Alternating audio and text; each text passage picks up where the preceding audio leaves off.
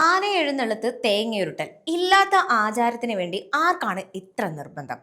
ക്ഷേത്രാചാരങ്ങൾ സംബന്ധിച്ച് നിർണായകമായ രണ്ട് നിരീക്ഷണങ്ങളാണ് കേരള ഹൈക്കോടതി വ്യാഴാഴ്ച പുറപ്പെടുവിച്ചത്.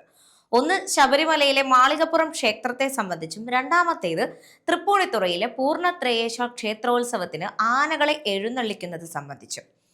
മാളികപ്പുറത്ത് തേങ്ങ ഉരുട്ടുന്നതും മഞ്ഞൾപ്പൊടി വിതുറുന്നതൊന്നും ആചാരത്തിന്റെ ഭാഗമല്ലെന്നാണ് ഹൈക്കോടതിയുടെ ദേവസ്വം ബെഞ്ച് വ്യക്തമാക്കുന്നത്.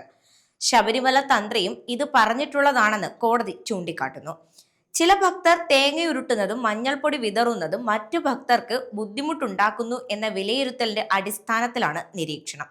ഇവിടെ വസ്ത്രങ്ങൾ എറിഞ്ഞു കളയുന്നത് നിർത്തലാക്കണമെന്നും കോടതി പറയുന്നുണ്ട്. ശബരിമലയിൽ വ്ളോഗർമാർ വീഡിയോ ചിത്രീകരണം നടത്തുന്നതിന് നിയന്ത്രണം വേണം. തൃപ്പൂണിത്തറ പൂർണ്ണത്രയേശ ക്ഷേത്രത്തിൽ 15 ആനകളെ എഴുന്നള്ളിക്കാൻ അനുവദിക്കണമെന്ന ആവശ്യം പരിഗണിക്കവെയാണ് രണ്ടാമത്തെ സുപ്രധാന നിരീക്ഷണം വന്നിരിക്കുന്നത്. എഴുന്നള്ളത്തിന് ആനകൾ തമ്മിൽ 3 മീറ്റർ അകലം വേണമെന്ന നിബന്ധനയിൽ ഇളവ് തേടിയാണ് ക്ഷേത്രം ഭാരവാഹികൾ കോടതിയെ സമീപിച്ചത്.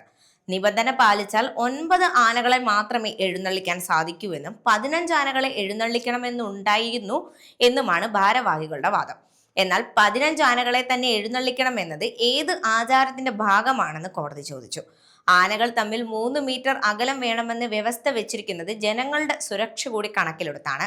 അതിൽ ഇളവ് നൽകാൻ സാധിക്കില്ലെന്നും കോടതി വ്യക്തമാക്കി. ആനകളെ എഴുന്നള്ളിക്കുന്നത് കൊണ്ട് കുഴപ്പമില്ല, പക്ഷേ ഭൂപരിധി കർക്കശമായി പാലിച്ചിരിക്കണമെന്നും കോടതി.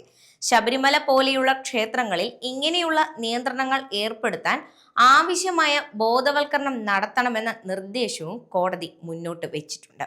അതേസമയം എഴുന്നള്ളത്തിനുള്ള നിബന്ധനകളിൽ ഇളവില്ലെന്ന കോടതി നിലപാട് സംസ്ഥാനത്തുടനീളമുള്ള ഉത്സവ പ്രേമികളെ വ്യാപകമായി ബാധിച്ചേക്കും.